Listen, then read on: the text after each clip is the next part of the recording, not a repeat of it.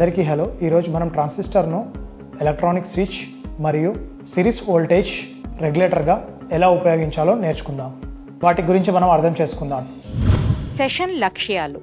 ఈ వీడియో చివర మీరు ట్రాన్సిస్టర్ను ఆఫ్ నుండి ఆన్ స్థితికి తీసుకురావడానికి కావలసిన కనీస ఫార్వర్డ్ బయాస్ కరెంట్ని నిర్ధారించగలరు. ట్రాన్సిస్టరైజ్డ్ సిరీస్ వోల్టేజ్ రెగ్యులేటర్ను నిర్మించి టెస్ట్ చేయగలరు. రెగ్యులేటర్ యొక్క ఇన్పుట్ అవుట్పుట్ దగ్గర రిపుల్ని కొలిచి రిపుల్ ఫ్యాక్టర్ తెలుసుకోగలరు. ఎలక్ట్రానిక్ స్విచెస్గా, సిరీస్ వోల్టేజ్ రెగ్యులేటర్స్గా ట్రాన్సిస్టర్స్ గురించి క్లుప్తంగా చర్చించుకుందాం. ముఖ్యంగా యాంప్లిఫైయర్స్గా, ఎలక్ట్రానిక్ స్విచెస్గా ట్రాన్సిస్టర్స్ ఉపయోగపడతాయి. ట్రాన్సిస్టర్ని యాంప్లిఫైయర్ గానో స్విచ్ గానో వాడటం ఆపరేటింగ్ రీజియన్ మీద ఆధారపడి ఉంటుంది. ప్రతి ట్రాన్సిస్టర్కి 3 ఆపరేటింగ్ రీజియన్స్ ఉంటాయి: active region, saturation region, cut off region. Forward బయాస్లో, రివర్స్ బయాస్లో టెర్మినల్స్ ఎలా కనెక్ట్ చేయబడి ఉన్నాయి అన్నదాన్ని బట్టి ఈ ఆపరేటింగ్ రీజియన్స్ మధ్య వ్యత్యాసం ఉంటుంది.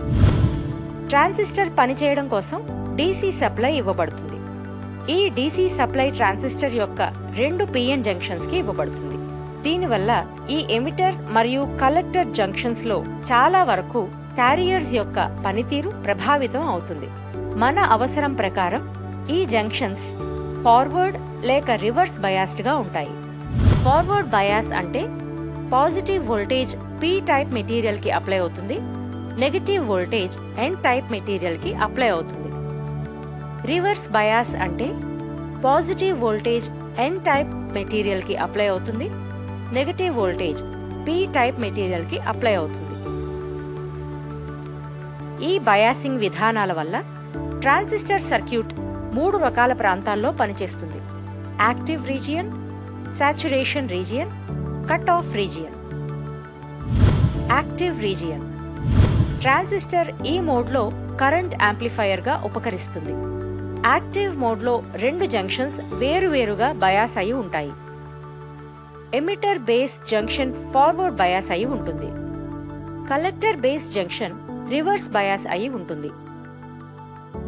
ఈ మోడ్లో బేస్ కరెంట్ కి తగిన మోతాదులో ఎమిటర్ కి కలెక్టర్ కి మధ్య కరెంట్ ప్రవహించగలదు. ఎలక్ట్రానిక్ స్విచ్ గా పనిచేయాలంటే ట్రాన్సిస్టర్ సాచురేషన్ ఆన్ మరియు కట్ ఆఫ్ రీజియన్స్ రెండిటిలోనూ పనిచేయాల్సి ఉంటుంది. సాచురేషన్ రీజియన్ ఈ మోడ్లో emitter base, collector base junctions 2 forward biased గా ఉంటాయి. ఎమిటర్ దగ్గర కలెక్షన్ నుంచి కరెంట్ ఫ్రీగా ఫ్లో అవడానికి అతి తక్కువ రెసిస్టెన్స్ ఉంటుంది. ట్రాన్సిస్టర్ ఈ మోడ్లో ఒక టైట్ సర్క్యూట్ గా ఉంటుంది, ఎందుకంటే పూర్తిగా స్విచ్ ఆన్ అయి ఉంటుంది. పైగా స్విచ్చింగ్ కోసం, డిజిటల్ లాజిక్ కోసం సర్క్యూట్స్ తరచుగా సాచురేషన్ రీజియన్ ని ఉపయోగించుకుంటాయి. కట్ ఆఫ్ రీజియన్ ఈ మోడ్లో collector base junction, emitter base junction 2 reverse biased గా ఉంటాయి. 2 పిఎన్ జంక్షన్స్ కూడా రివర్స్ బయాస్డ్ గా ఉండడం వల్ల చిన్న లీకేజ్ కరెంట్స్ మినహాయించి దాదాపు కరెంట్ ఫ్లో ఉండదు. అది కూడా కొన్ని నానో యాంపియర్స్ కానీ పికో యాంపియర్స్ కానీ ఉంటుంది. బీజేటీ ఈ మోడ్లో స్విచ్ ఆఫ్ అయి ఉంటుంది. అది open circuit. Series voltage regulator గా ట్రాన్సిస్టర్. రెగ్యులేటర్ అనేది లోడ్ అంతటా అవుట్పుట్ టెర్మినల్స్ వద్ద పవర్ ని స్థిరంగా నియంత్రణలో ఉంచే పరికరం. వోల్టేజ్ హెచ్చుతగ్గుల వల్ల, లోడ్లోని అసమతుల్యత వల్ల లోడ్ సైడ్లో స్థిరమైన వోల్టేజ్ ని మెయింటైన్ చేయడం చాలా కీలకం అవుతుంది. వోల్టేజ్ హెచ్చుతగ్గుల వల్ల పరికరం పనితీరు, సర్క్యూట్ పనితీరు ప్రభావితం అవుతాయి. సిస్టంలో ఎలక్ట్రికల్ డివైసెస్ లాంటి సెన్సిటివ్ లోడ్స్ ఉంటే లోడ్ వోల్టేజ్ ని స్థిరంగా ఉంచటం కీలకం.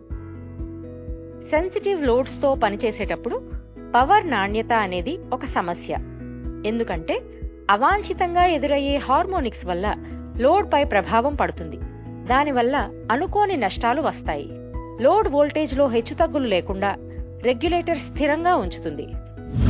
ట్రాన్సిస్టర్ సిరీస్ వోల్టేజ్ రెగ్యులేటర్ అనేది అవుట్పుట్ వోల్టేజ్ ని స్థిరంగా ఉంచే పరికరం. ట్రాన్సిస్టర్ సిరీస్ వోల్టేజ్ రెగ్యులేటర్ ఒక రెగ్యులేటింగ్ ఎలిమెంట్ గా పనిచేస్తుంది. అస్థిరమైన ఇన్పుట్ని తీసుకొని క్రమబద్ధీకరించిన అవుట్పుట్ని ఇస్తుంది.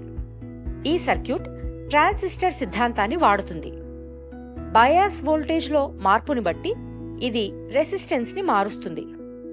ఇది జీనార్ డయోడ్ని వాడుకొని ట్రాన్సిస్టర్ యొక్క బేస్ వోల్టేజ్ని స్థిరంగా ఉంచుతుంది. స్థిరమైన అవుట్పుట్ వోల్టేజ్ను విడుదల చేయటానికి దీనిని తరచుగా voltage regulators, adapters, rectifier circuits వంటి ఎలక్ట్రానిక్ సర్క్యూట్స్లో ఉపయోగిస్తారు.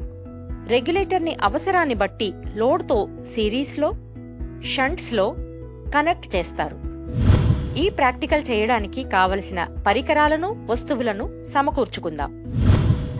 Ammeter MC 0 to 100 mA 1, ammeter MC 0 to 100 microampere 1, voltmeter MC 0 to 15 volts 1, regulated DC power supply 0 to 30 VDC by 1A 1, transistor BC107 1, lamp 6 volts 150 mA 1, variable resistor 250 kilo ohm 1, breadboard 1, dry cell 1.5 volt 1, transistor SL100 or equivalent 1, zener diode 12 volts 1/4 watt 1, resistors 180 ohm 1, 1 kilo ohm 2, 220 ohm 1, 330 ohm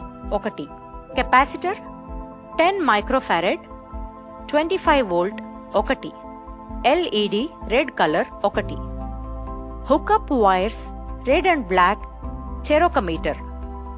1వ task, ట్రాన్సిస్టర్ను electronic స్విచ్గా ఉపయోగించటం. Data బుక్లోంచి transistor BC107కి సంబంధించిన స్పెసిఫికేషన్స్ను సేకరించండి. Circuit ప్రోగ్రామ్ను సర్క్యూట్ డయాగ్రామ్ ఆధారంగా కనెక్ట్ చేయండి. Switch S1 variable resistor 250 kilo ohm మరియు మైక్రో అమ్మీటర్ను ట్రాన్సిస్టర్ యొక్క బేస్కు సిరీస్లో కనెక్ట్ చేయండి. అస్థిరమైన DC ఇన్పుట్ను సర్క్యూట్కు కనెక్ట్ చేయండి. మిల్లీ అమ్మీటర్ను అవుట్పుట్కు సిరీస్లో కనెక్ట్ చేయండి. రెగ్యులేటెడ్ వోల్టేజ్ని కొలవటానికి అవుట్పుట్కి ప్యారలల్గా వోల్ట్ మీటర్ని కనెక్ట్ చేయండి. సరైన పొలారిటీ కోసం, సరైన పరికరాల కోసం చూడండి. సప్లైని ఆఫ్ చేసి ఉంచి పవర్ సప్లై యూనిట్ యొక్క వోల్టేజ్ నాబ్ను 0 volt దగ్గర ఉంచండి. పవర్ని స్విచ్ ఆన్ చేసి వోల్టేజ్ నాబ్ సహాయంతో కలెక్టర్ సప్లైని 10 volt దగ్గర సెట్ చేయండి. స్విచ్ S1ని బేస్ ఎమిటర్ సర్క్యూట్కి క్లోజ్ చేయడం ద్వారా బ్యాటరీ సప్లైని స్విచ్ ఆన్ చేయండి. 5 మైక్రోఆంపియర్స్ బేస్ కరెంట్కి VRని అడ్జస్ట్ చేయండి. కలెక్టర్ కరెంట్ని నోట్ చేసి పట్టికలో రికార్డ్ చేయండి. పట్టికలో చూపించినట్టుగా IBని అంచెలంచెలుగా 90 మైక్రోఆంపియర్స్కు మార్చండి. IC మారకుండా ఉండగా, అంటే IC సాచురేటెడ్గా ఉండగా IB విలువను చూడండి. IB బేస్ కరెంట్ను 2 రీడింగ్స్ మధ్య మారుస్తూ IC సాచురేషన్కి చేరుకునేసరికి IB యొక్క నిక్కచ్చి విలువను కనుగొనండి. IC సాచురేషన్ అవ్వడం కోసం స్విచ్ S1ని వాడుతూ IBని కనిష్ట విలువ కంటే కొద్దిగా పైకి సెట్ చేసి ఆన్ ఆఫ్ యాక్షన్ కోసం చూడండి. పవర్ సప్లైని స్విచ్ ఆఫ్ చేయండి. కలెక్టర్ సర్క్యూట్లో 6 volt 150 mA ల్యాంప్ని కనెక్ట్ చేసి పవర్ సప్లైని స్విచ్ ఆన్ చేయండి. ల్యాంప్ వెలిగిందో లేదో చూడండి. లేకపోతే ఆన్ అవ్వడం కోసం బేస్ కరెంట్ని కొద్దిగా అడ్జస్ట్ చేస్తూ పెంచండి. ట్రాన్సిస్టర్ యొక్క బేస్ కరెంట్ని వాడుతూ ల్యాంప్ పనితీరుని రూఢీ చేసుకోండి. బేస్ కలెక్టర్ కరెంట్ గ్రాఫ్ గీసి ట్రాన్సిస్టర్ స్టేట్స్ని మార్క్ చేయండి. 2వ టాస్క్, ట్రాన్సిస్టరైజ్డ్ సిరీస్ వోల్టేజ్ రెగ్యులేటర్ను నిర్మించండి. డేటా బుక్తో పోల్చి చూస్తూ ఇవ్వబడిన ట్రాన్సిస్టర్ గురించి కావలసిన వివరాలను రికార్డ్ చేయండి. ఇవ్వబడిన భాగాల పరిస్థితిని టెస్ట్ చేయండి. బ్రెడ్ బోర్డ్లో భాగాలను సర్క్యూట్ డయాగ్రామ్లో చూపించినట్టు నిర్మించండి. రెగ్యులేట్ చేయబడని 0 to 30 వోల్ట్స్ DC వోల్టేజ్ను వైర్డ్ సిరీస్ రెగ్యులేటర్ బోర్డ్ యొక్క ఇన్పుట్ టెర్మినల్స్కు కనెక్ట్ చేయండి. Unregulated DC సప్లైకి AC mains supply switch on చేయండి. సిరీస్ రెగ్యులేటర్ యొక్క ఇన్పుట్ వోల్టేజ్ని, అవుట్పుట్ వోల్టేజ్ని కొలిచి రికార్డ్ చేయండి. ఇన్పుట్ పవర్ సప్లై వోల్టేజ్ని 2 వోల్ట్స్గా ఉంచి అవుట్పుట్ వోల్టేజ్ని కొలిచి పట్టికలో రికార్డ్ చేయండి. వోల్టేజ్ని 2 అంచెలుగా పెంచుతూ తత్సంబంధిత అవుట్పుట్ వోల్టేజ్ను పట్టికలో రికార్డ్ చేయండి. వోల్టేజ్ను 16 వోల్ట్స్ వరకు పెంచి రికార్డ్ చేయండి. అవుట్పుట్ వోల్టేజ్లో 12 వోల్ట్స్ తర్వాత ఇన్పుట్ వోల్టేజ్లో 12 వోల్ట్స్, 14 వోల్ట్స్ లేక 16 వోల్ట్స్ దాటి ఎంత పెరుగుదల ఉన్నా అవుట్పుట్ వోల్టేజ్లో ఏ మార్పు ఉండదు. స్విచ్ ఆఫ్ చేసి PS యొక్క ఇన్పుట్ వైపు, అవుట్పుట్ వైపు CROకి కనెక్ట్ చేయండి. అంటే డ్యూయల్ ట్రేస్ CRO వాడి. సర్క్యూట్ యొక్క రిపుల్ ప్రెజెంటేషన్ని కొలవండి. పట్టికలో రికార్డ్ చేయండి. ఈ వీడియో చూసినందుకు ధన్యవాదాలు. ట్రాన్సిస్టర్ను ఎలక్ట్రానిక్ స్విచ్ మరియు సిరీస్ వోల్టేజ్ రెగ్యులేటర్గా ఎలా ఉపయోగించాలని మీరు నేర్చుకున్నారని నేను ఆశిస్తున్నాను. దయచేసి మీ బోధకులతో దీన్ని ప్రాక్టీస్ చేయండి.